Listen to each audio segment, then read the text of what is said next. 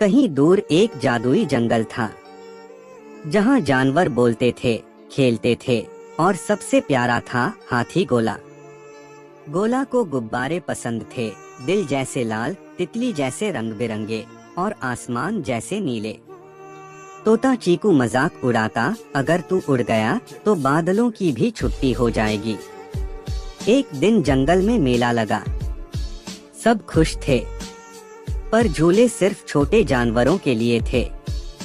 गोला उदास हो गया, लेकिन दोस्त कब पीछे हटते हैं। खरगोश, चीकू, भालू सबने मिलकर बनाया एक खास गुब्बारा झूला सिर्फ गोला के लिए।